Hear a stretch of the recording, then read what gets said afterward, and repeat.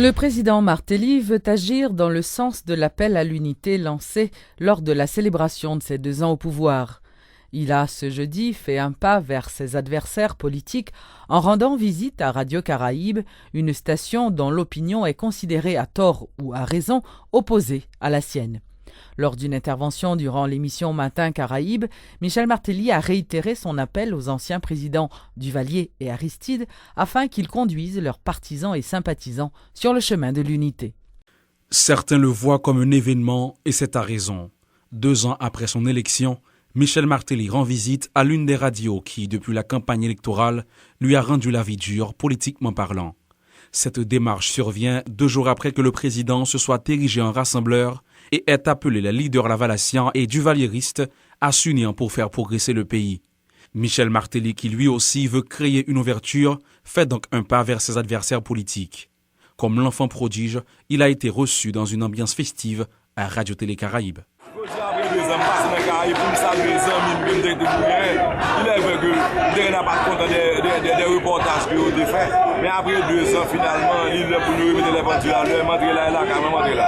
Avant de retrouver Caleb, Yvener, Gabriel et Romaré à l'émission Matin Caraïbe, le président Martelly a tenu une petite rencontre avec le PDG de l'institution. Patrick Moussignac se réjouit de la fin de ce qu'il appelle une guerre froide entre Caraïbe et Martelly.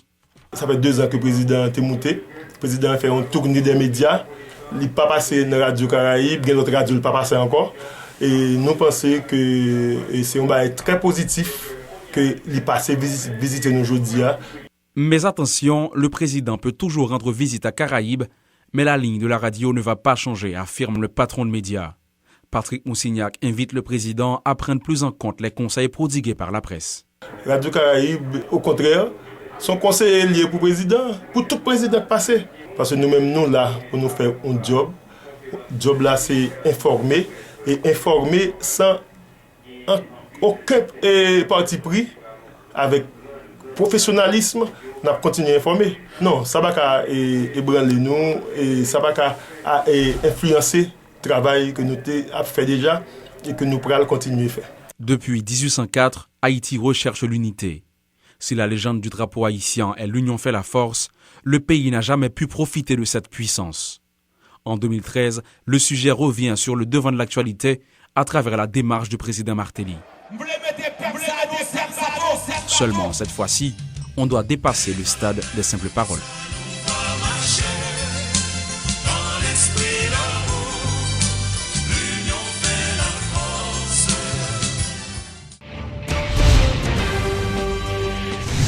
L'ancien président à vie, Jean-Claude Duvalier, a accueilli favorablement l'appel à l'unité lancé par le président Martelly le 14 mai dernier, jour de la célébration de son 2e anniversaire au pouvoir. Sur son compte Facebook, il a écrit avoir suivi avec attention l'intervention du président de la République le 14 mai dernier et qu'il a pu retenir avec satisfaction le vœu exprimé par Michel Martelly, à savoir de se réunir avec les anciens chefs d'État. Il affirme avoir d'ailleurs, dès son retour au pays, exprimé publiquement ce souhait. M. Duvalier a indiqué qu'il demeure toujours convaincu de l'impérieuse nécessité de s'unir et que seul un consensus national peut permettre de relever les innombrables défis. Haïti d'abord, Haïti toujours, vive Haïti, vive le peuple haïtien, a conclu l'ancien chef d'État. Le bilan des 2 premières années de Michel Martelly au pouvoir est médiocre, selon Edmond Supplice-Bozil. Pour la dirigeante de la fusion des sociaux-démocrates haïtiens, le principal mérite du chef de l'État et de son équipe est d'avoir poursuivi les politiques antérieures et d'en avoir assuré la continuité. Dans la Constitution haïtienne, le président de la République présente l'État général. Comment, du point de vue stratégique, comment est l'État? Et le 2e lundi du mois de janvier, toujours par devant l'Assemblée nationale, dans une démocratie représentative. Toujours par devant l'Assemblée nationale. C'est pour ça que je dis qu'il faut éviter toutes les dérives. Il faut reconstruire l'État-nation. Il faut regarder la démocratie et ses exigences. La dérive totalitaire dans laquelle nous sommes aujourd'hui est commencée par là aussi. Elle commencée au Parlement. Au Parlement parce qu'on n'aurait jamais dû laisser uniquement parler le président de la République. Et c'est dès lors que le président s'est senti lui-même responsable et il s'est dit à moi, on m'accepte, on n'accepte pas le Premier ministre. On a empêché au Premier ministre de prendre la parole devant le Parlement. Moi, non. Là, je suis le chef, je suis le leader, je décide, je ne suis plus mineur. Et c'est ce que j'ai constaté ce 14 mai. Le président de la République n'est plus mineur. Et c'est lui qui décide de tous les projets et programmes. C'est lui qui fait. Et les parlementaires aussi qui se sont mis à genoux, tous et toutes se sont mis à genoux. Ceux qui étaient là, ils se sont mis à genoux. Ils ont représenté un bloc, certes, mais ils étaient à genoux pour dire que nous sommes d'accord. La Constitution, elle est enveilleuse. Et le Premier ministre n'a plus droit de citer. Il n'a plus de compte à rendre à la nation. C'est pour ça que je dis vraiment, nous sommes mal barrés. Il faut remettre les pendules à l'heure. Comment? On peut pas continuer à marcher. Comment le faire? Comment le faire? Il faut que le président reconnaisse qu'il est mineur, qu'il reprenne son chapeau de mineur. Le président Michel Martelly a procédé ce jeudi à l'inauguration de la phase 1 du projet d'aménagement et de reconstruction de logements au Morne-à-Cabri. Lors de son intervention, le président de la République a salué la construction de ces maisons qui, selon lui, témoignent la volonté du gouvernement de travailler pour le changement des conditions de vie des sans-abri. Le chef de l'État a profité de cette cérémonie pour remettre les clés aux premiers locataires de ces maisons construites par l'unité de construction de logements et de bâtiments publics, l'UCLPB. Le village qui construit, je dis, son exemple encadrement que l'État souhaitait bailler tout Haïtien qui vivent dans de mauvaises conditions. Nous ne pouvons pas faire d'être une illusion. Quand ça, ce n'est pas qu'un rêve, ce n'est pas de ça on rêve pour le dire qu'il y a un gros caille par là. Ou bien le rivet, le grand nègre, ce n'est pas ça qu'un ça. Qu'un ça, son caille, que nous avons des gens qui vivent dans de plus mauvaises conditions que qu'un ça que nous avons là. Un peu dans yo qui pas de caille du tout. Un peu dans yo qui vivent en battante. Un peu dans yo qui vivent en bas caille mais qui fait en carton. Petit avec grand son concept que lieu. C'est respect, c'est dignité qu'on joigne là. C'est lui qui est important. Et introducteur a dit l'eau potable, toilette hygiénique, 2 chambres à coucher, un salon, réchaud qui marche à gaz.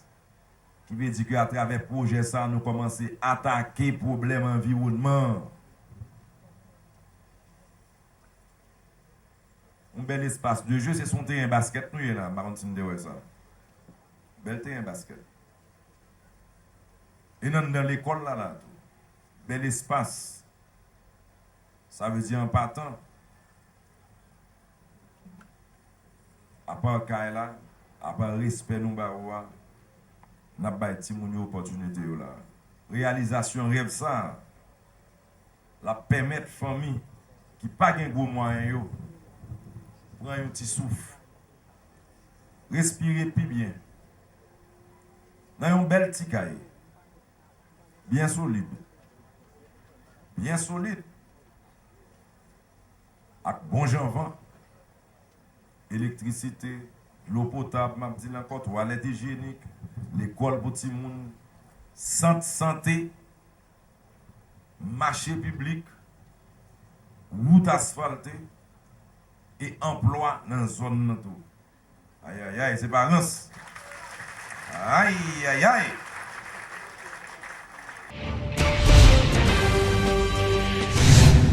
Lancement ce jeudi par le ministère de l'Environnement du projet d'assainissement du bord de mer.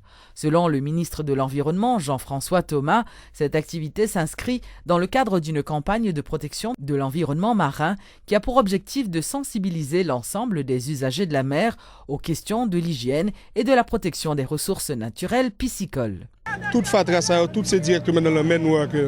Donc nous pouvons agir dans différentes zones côtières et nous commencer ici là avec un vaste assainissement qui pourra durer 1 mois.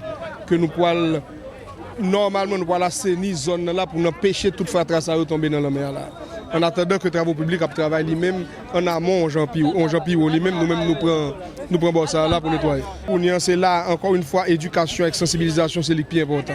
Ça veut dire qu'en même temps, il faut nous éduquer et il faut que nous sensibiliser les gens pour qu'ils connaissent que l'œil pollué dans la mer, là, c'est poison, c'est poisson, c'est toute bête qui mourir. Et ça y est les biodiversités, ça y est les groupes bêtes et qui vivent dans la mer. Et en même temps, tout envahit l'autre rivage, l'autre pays de détritus. Donc, sensibilisation et éducation faite pour apprendre les gens, pour protéger la mer. Nous-mêmes, nous plus travaillons avec les gens locaux, les gens qui veulent mettre main et puis petits moyens que nous gagnons là. Et puis, on a plongé différentes zones, tant que nous sommes capables et que nous jouons moyens pour nous faire. Mais l'idée, nous, c'est commencer le programme assainissement côtier ça là. Les responsables du service maritime et de navigation d'Haïti, Semana, continuent de distribuer des gilets de sauvetage aux propriétaires de bateaux assurant le trajet maritime.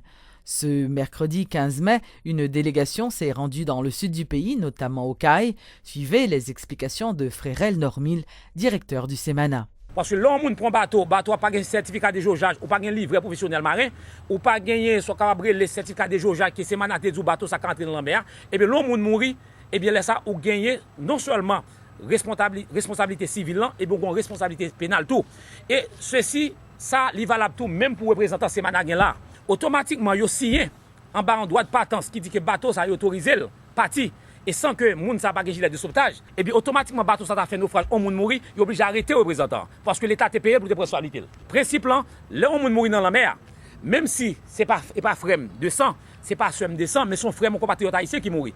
L'elle mourit dans la mer, li quitte petite li quitte frère, li quitte mari ou bien madame non, si moun ça qui était derrière, ma tante qui en arrière qui problème parle, tonton qui problème parle, li qui doit pas prendre ti moun ça en charge, mais ti moun ça elle commence à grandir dans la communauté il lague pour continuer dans la rue, l'elle fin fait des gars au caille, la rentrer pour au prince, de au prince étant la police courir il prend l'autre côté et ti moun ça retourner vinn petite panneau qui va lever après.